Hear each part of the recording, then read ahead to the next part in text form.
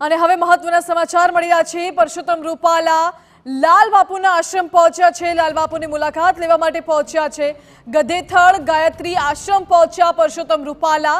લાલ બાપુના આશીર્વાદ લેશે પરસોત્તમ રૂપાલા। મહત્વનું છે કે ક્ષત્રિય સમાજ વિશે તેમણે જે નિવેદન આપ્યું હતું તે નિવેદન બાદ વિવાદ છેડાયો હતો। જો કે પરસોત્તમ રૂપાલાએ માફી પણ માંગી લીધી, પરંતુ ક્ષત્રિય સમાજનો રોષ શમ્યો ન હતો। અને ગધેથળમાં ગાયત્રી આશ્રમ છે તે ક્ષત્રિય સમાજની આસ્થાનું કેન્દ્ર માનવામાં આવે છે।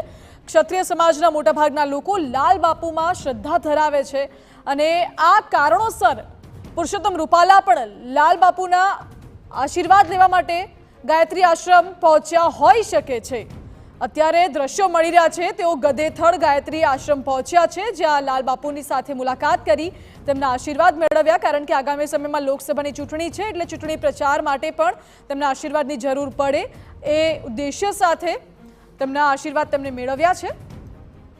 અને તેમણે અગાઉ માફી પણ માંગી હતી કે જે નિવેદન હતું એ મારી ભૂલ હતી, ભૂલ માટે માફી પણ માંગી હતી પરસોત્તમ રૂપાલાએ।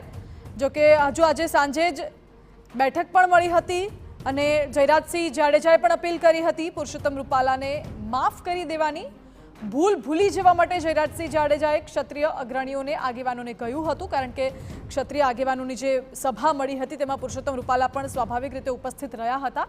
એટલે આ આખો એ જે મામલો છે, આ મામલાને લઈને અગાઉ પણ એવી ચર્ચાઓ હતી કે પરસોત્તમ રૂપાલા લાલબાપુની મુલાકાત લે તેવી સંભાવના છે। અને આ વચ્ચે અત્યારે દ્રશ્યો પણ જોવા મળી રહ્યા છે, બ્રેકિંગ ન્યૂઝ પણ મળી રહ્યા છે। લાલબાપુના આશીર્વાદ લેવા માટે પરસોત્તમ રૂપાલા પહોંચ્યા છે। વધુ જાણકારી આપી રહ્યા છે સંવાદદાતા મોહિત ભટ્ટ। મોહિત, પરસોત્તમ રૂપાલા લાલબાપુના આશ્રમ તેમના આશીર્વાદ લેવા માટે પહોંચ્યા છે। ક્ષત્રિય સમાજનો રોષ મહદઅંશે શમી ગયો છે। હવે શું અસર થશે આ મુલાકાતથી? સ્પષ્ટપણે જે રીતે પરસોત્તમ રૂપાલાના નિવેદન બાદ ક્ષત્રિય સમાજમાં જે પ્રકારે રોષ જોવા મળ્યો હતો ને તેના ડેમેજ કંટ્રોલના ભાગરૂપે જે ગોંડલના પૂર્વ ધારાસભ્ય જયરાજસિંહ જાડેજાની આગેવાનીમાં જે એક બેઠકનું આયોજન કરવામાં આવ્યું હતું ને તેમાં ક્ષત્રિય સમાજ દ્વારા આ વિવાદ છે તે પૂર્ણ થઈ હોવાની જાહેરાત છે તે કરવામાં આવી છે।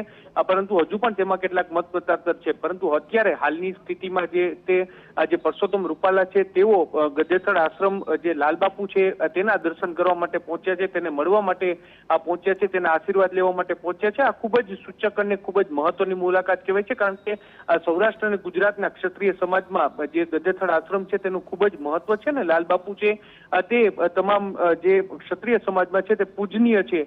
એટલે તેમની સાથેની આ મુલાકાત છે તે ખૂબ જ સૂચક અને ખૂબ જ મહત્વની માનવામાં આવે છે।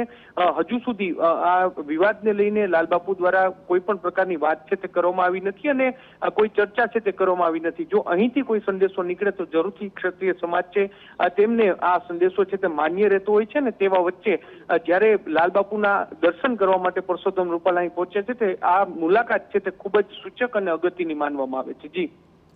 જી મોહિત, આભાર આપનો। એટલે મહત્વનું છે કે સૌરાષ્ટ્રવાસીઓમાં ખાસ કરીને ગુજરાતના જે ક્ષત્રિય સમાજના લોકો છે તેમના મનમાં લાલ બાપુનું મહત્વ એક અનોખું જ છે। અને જ્યારે પરસોત્તમ રૂપાલા તેમની મુલાકાત લેવા માટે પહોંચ્યા છે, જો કે હજુ સુધી લાલ બાપુ દ્વારા કોઈ નિવેદન આપવામાં નથી આવ્યું, પરંતુ આ મુલાકાત ખૂબ સૂચક માનવામાં આવી રહી છે।